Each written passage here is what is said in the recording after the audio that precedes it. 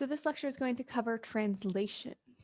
And as we did in the transcription lecture, we're going to talk mostly about translation in bacteria, and then we will mention any differences that occur in eukaryotes. So to start, let's look at the timing and location of translation. In bacteria, because there is no nuclear envelope, the RNA, as it is exiting the polymerase, also because the RNA does not have to be modified in any way in bacteria, the RNA can be directly translated by ribosomes as it is being transcribed. So we call this coupled transcription and translation. So if you look at the diagram that I have here, there's two images. The top one is a electron micrograph where this little sort of dotted line here is the DNA strand. And then the little darker lines that you see coming off of it, these are RNA strands. And the big blobs that you see on those RNA strands are ribosomes. Okay, and so this is the length of a gene. And so here at the very beginning, the RNA is very short. It's only a little bit has been transcribed. And so there's only a few ribosomes there. Whereas here at the end of the gene, the RNA is very long. It's almost completed. And there are lots of ribosomes translating that. And so here's the cartoon version of that. We have in red the double-stranded DNA molecule, the template with the gene on it. The polymerase is in green, and then the mRNA that's produced is in yellow. And so as the polymerase begins transcribing the gene, that mRNA exits the polymerase, and it can be bound by a ribosome, and that ribosome can begin translating it to produce this little protein here in green. As the RNA polymerase has moved farther along the gene, that first ribosome is still pretty close to the polymerase, and therefore a lot of protein has been translated. But a second ribosome then binds, and so it begins translating that mRNA as well. And as it continues along even farther, a third ribosome can bind, and so on and so forth.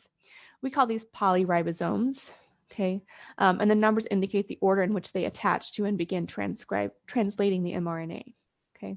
So in bacteria, coupled transcription and translation allows for the rapid synthesis of proteins from the mRNA. And all this is happening in the cytoplasm, again, because there's no nuclear envelope. Eukaryotes, however, are a little different. Eukaryotes, remember, have a nucleus, and the RNA has to be modified in several ways before it can be translated. We talked about some of those in the transcription lecture. That includes the addition of a 5' cap, a 3' poly A tail, as well as splicing out introns to produce the mature mRNA. That mature, spliced, capped, and tailed mRNA is then exported from the nucleus through a nuclear pore complex to the cytoplasm, where it can then be translated by ribosomes. We still get polyribosomes in eukaryotes. It's just that they're in the cytoplasm or on the rough ER membrane. And so here again, we have this time in yellow is our mRNA.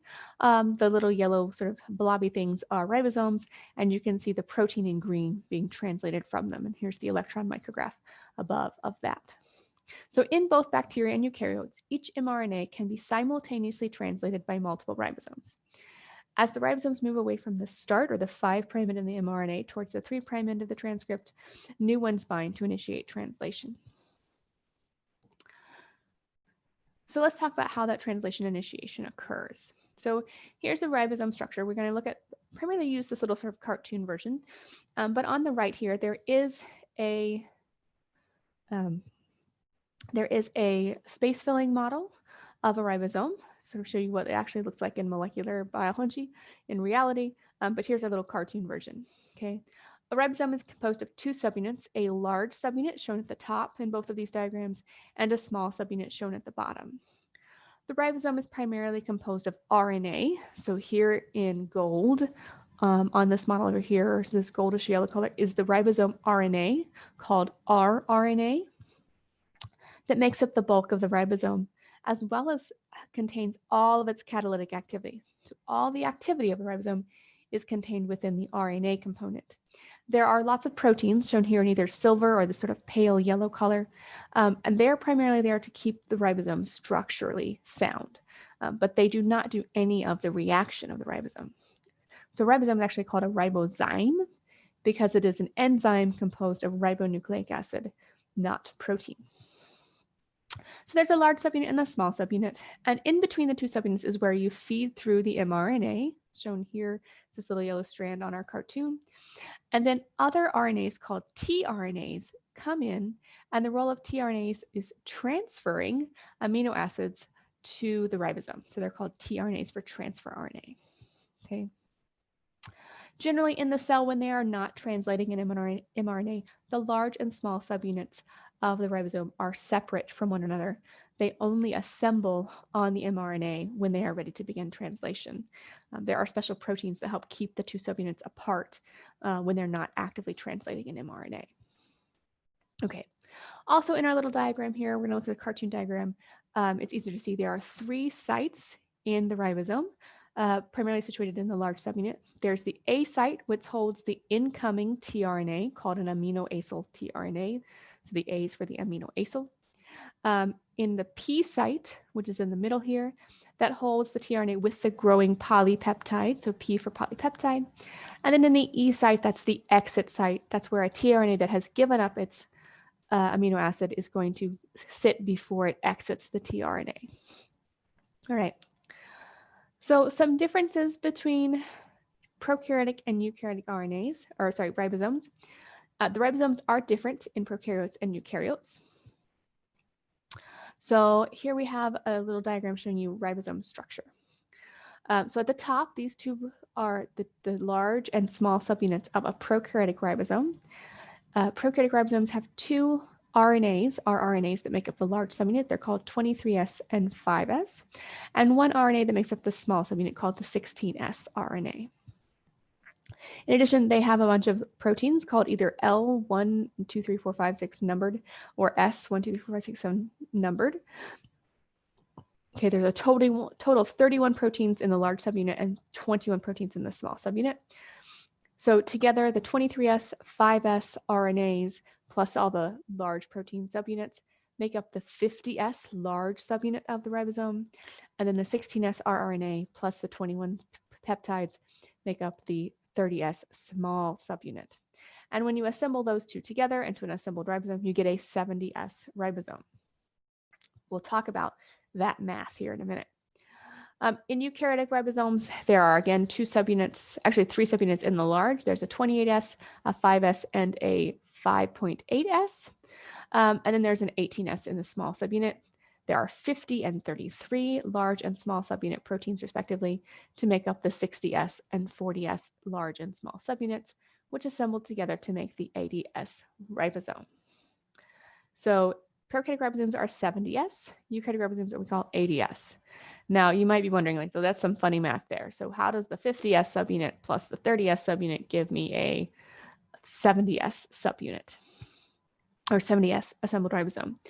And it's because the S is not a measure of mass. It is a measure of the distance that the particle travels on a specific gradient via centrifugation. So the S stands for Svedberg unit.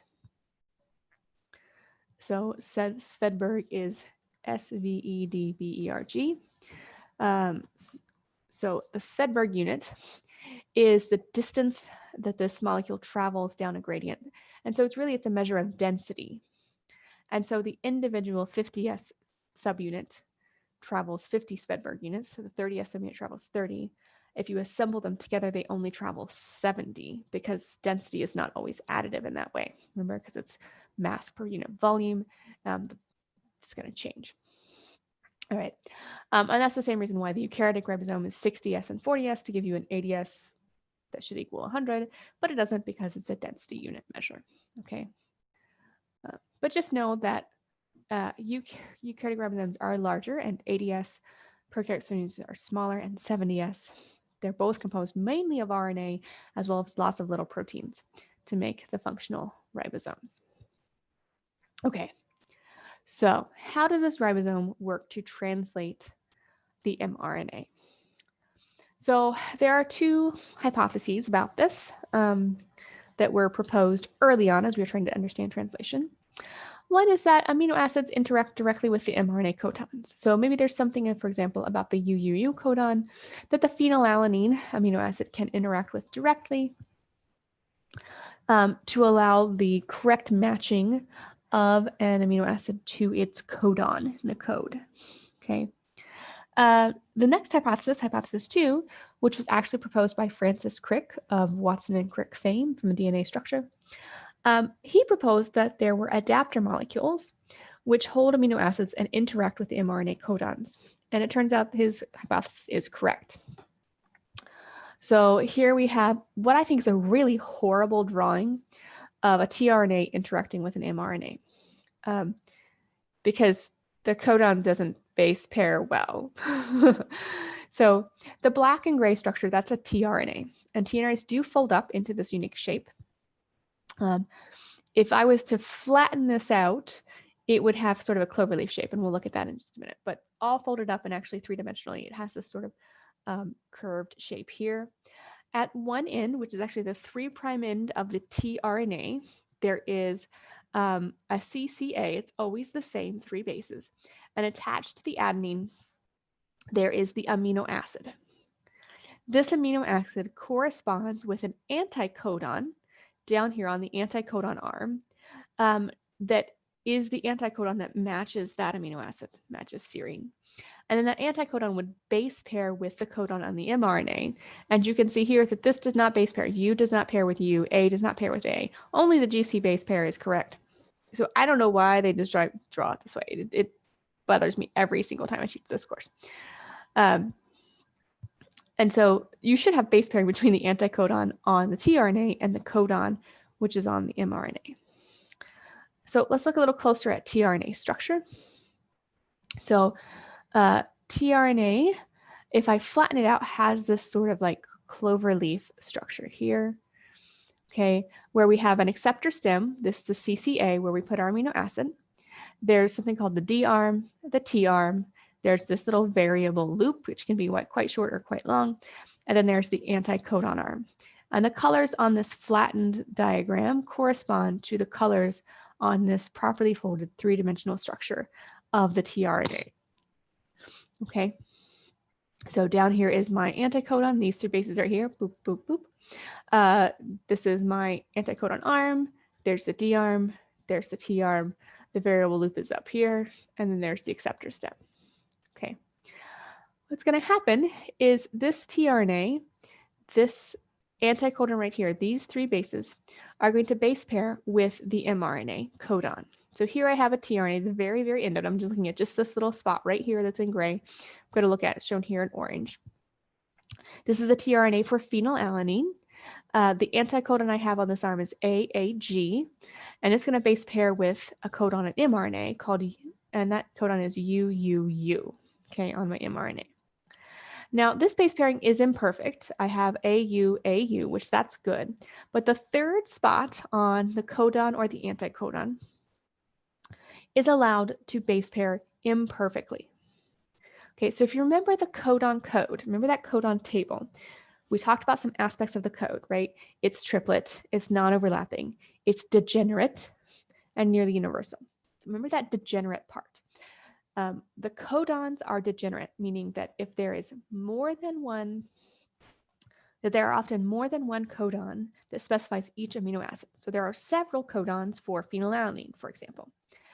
And remember, if you looked closely at that table, when there was degeneracy in the code, when there was more than one codon for a particular amino acid, the base position in the codon that typically varied was the 3rd position. So the first 2 bases in the codon would be the same, and the 3rd position was allowed to be different, right? So you could have UUU or UUC with both code for phenylalanine, for example, okay? Turns out tRNAs don't care about that 3rd position either. And so this is called the wobble hypothesis, that a codon anticodon is allowed to wobble or be imperfectly matched at that 3rd position of the codon. Okay, so as long as you have strong base pairing and perfect base pairing in the first 2 positions, the 3rd position is allowed to be a little bit imperfect. Okay, that's called the wobble hypothesis, and that is allowed. And that allows there to be fewer tRNAs to decode all 64 codons. Okay, if you can have that imperfect base pairing, you can have, as long as this is a purine and this is a pyrimidine, this works. Okay, often. All right, So moving on. So the tRNA on the anticodon arm of the tRNA is going to base pair with a codon on the mRNA. So now we just need to make sure that the anticodon on the tRNA is correctly matched to the amino acid that gets put on the acceptor stem. So this is the job of a set of proteins called aminoacyl tRNA synthetases. There is an aminoacyl tRNA synthetase for each amino acid. So there are at least 20 of them in a cell, 20 different ones. The synthetase may recognize more than one tRNA. It looks at the tRNA, binds to it, and recognizes specific bases on the anticodon, right, the acceptor stem, and other places on this tRNA, like that V loop that's highly variable. And it uses that to discern, is this, so if this is, for example, the serine aminoacyl tRNA synthetase, it looks at this tRNA and says, is this a serine tRNA? If it is, it attaches a serine amino acid to the acceptor stem of that tRNA. If this is not a serine tRNA, it releases it and finds another one and correctly binds the serine to it. Okay, so the aminoacyl tRNA synthetase is specific for the amino acid. It hunts through all the tRNAs that are in the cell and finds the ones that are for that particular amino acid and attaches that amino acid to the tRNAs. Okay, this is called charging the tRNAs. Okay, so now we have all the pieces we need. We have an mRNA synthesized through transcription. We have a large and small subunit of the ribosome. We have tRNAs that have been charged with their amino acids. The amino acids have been attached to them by synthetases. We are ready to begin translation. So how does this work? In bacteria, translation begins with the small subunit of the ribosome, and it has a couple proteins attached to it. Remember, the large and small subunits are kept separate.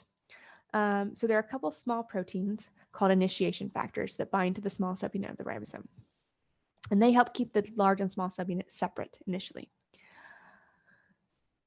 The small subunit of the ribosome finds an mRNA and binds to it. And it recognizes the mRNA in bacteria by something called the ribosome binding site, okay, RBS, ribosome binding site. The other name for this ribosome binding site is the Shine-Dalgarno. Oops.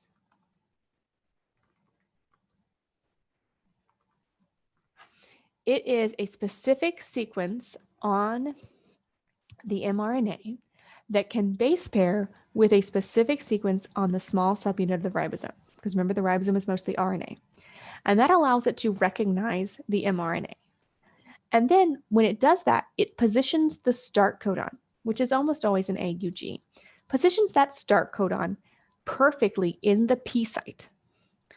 Once you have that positioned, a tRNA that can match that codon, so it would always be a methionine, okay? This methionine is bound to that anticodon through base pairing. Okay. This is not a normal methionine. Usually the initiator methionine is a formal methionine. This methionine has been modified a little bit. And the goal is to make sure that only the C end, remember there's an N or a C terminus to the amino acid, that only the C terminus of the amino acid is available for bonding and making a peptide bond with the next tRNA. You don't want things to bond in the wrong direction. So you bring in this initiator tRNA with its methionine on it. You bind it to the codon on the mRNA, so your anticodon codon is base paired, and they're in the P site because they're lined up perfectly due to this ribosome binding site. Okay, once that happens, the next thing is that the large subunit binds and assembles the completed ribosome. The initiation factors leave, and now we have a fully assembled ribosome with the first codon positioned in the P site with a tRNA already bound to it. Okay. All right. This ribosome binding site always has a sequence AGG, AGGU, or something very close to it. Okay. All right.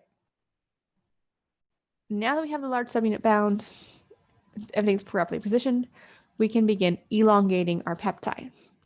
So now another tRNA comes in, and the ribosome basically samples the pool of tRNAs in the cell until it finds one that base pairs with the codon that is in the A site. If that tRNA base pairs properly, that lines the two amino acids up, and the ribosome catalyzes the formation of a peptide bond. So let's look down here and see what a peptide bond is. Here is my formal methionine. Remember, the R group can vary, right? So that would be up here. We're not showing what the R-specific R groups are. But here's the carboxy that's COOH. Okay. And remember at pH 7, the peptides are charged. So this is actually COO. Here's the C terminus of the amino acid in the P site. Here's the N terminus, amino terminus of the amino acid that's in the A site. I'm going to remove water, so take off 2 hydrogens and an oxygen. There's my water that's formed. It's the dehydration synthesis.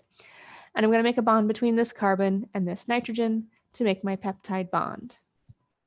I now have successfully made a bond between the methionine and this glutamic acid that is here. When that happens, the ribosome moves or translocates 3 bases down the mRNA so that now the methionine tRNA, which has no amino acid attached to it, is in the E site. The glutamic acid tRNA is in the P site, and it now has a small peptide, a dipeptide attached to it, right? Because that methionine has been formed a peptide bond with the glutamic acid. And now I can begin the next step. And so I'm going to bring in the next tRNA. Again, the ribosome samples the tRNAs until it finds one that base pairs properly. I form a peptide bond between the P site amino acid and the A site amino acid, and then the ribosome translocates 3 bases along. The first tRNA gets ejected. The red tRNA is now on the E site. Now I have my tripeptide in the P site. And you just repeat the process over and over again until you reach the end. So what happens when you reach the end? This is termination. There are stop codons. Remember, there were 3 of them in the codon table. These are codons that do not code for a particular amino acid. Instead, when the ribosome reaches this codon, it keeps sampling and tRNAs don't work. Nothing can base pair with that stop codon. Instead, a small protein called a release factor, shown here in purple, enters the A site. That interaction with the stop codon causes the bond that connects this peptide to the P site tRNA to be broken. These 2 tRNAs are ejected as then the fully formed protein is released, and then the ribosome disassembles. The ribosome large and small subunits can then be reused to initiate another round of translation on another mRNA. Okay, and that is the end of translation. Okay, that is translation in bacteria.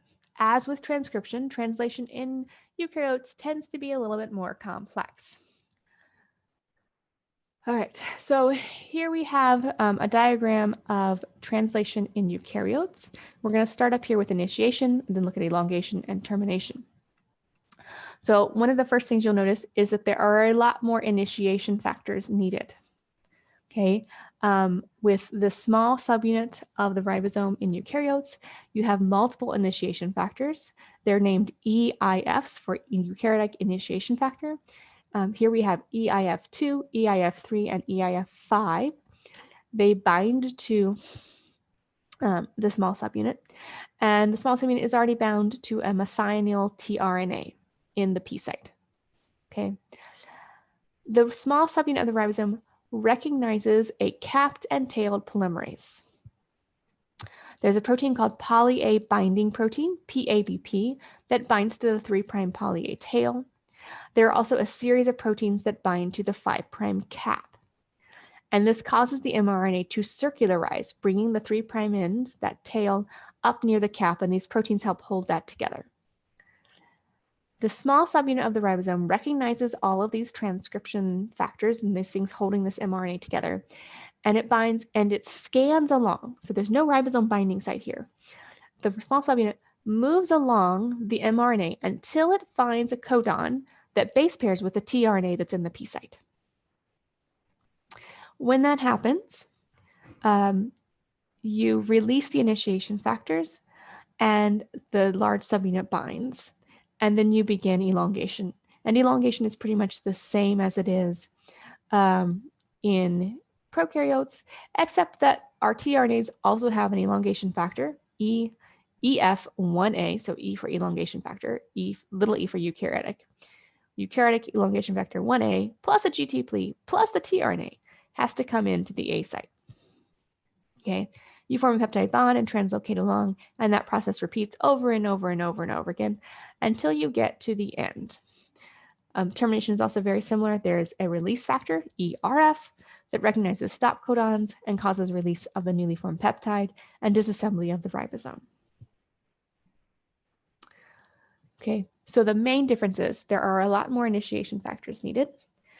The poly-A tail is required to circularize the mRNA, and that the ribosome scans for the start codon rather than having the start codon properly positioned by a ribosome binding site.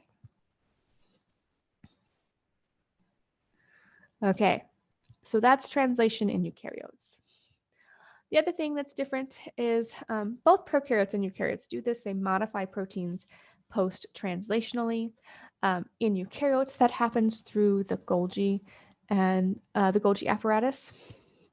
And so proteins are folded. Often chaperones help them to fold properly. That's true of both prokaryotes and eukaryotes. And then they're modified. And in eukaryotes, that happens in the rough ER and the Golgi. In prokaryotes, that happens just in the cytoplasm. But in a eukaryote, you would have your proteins modified as needed. This can be adding, chopping off part of the amino acids, so truncating the protein. This could be adding sugars or lipids, things called ubiquitin, whatever. Various modifications are made to the proteins to make them fully functional. And then they are sorted and transported through vesicles to the proper place inside the cell.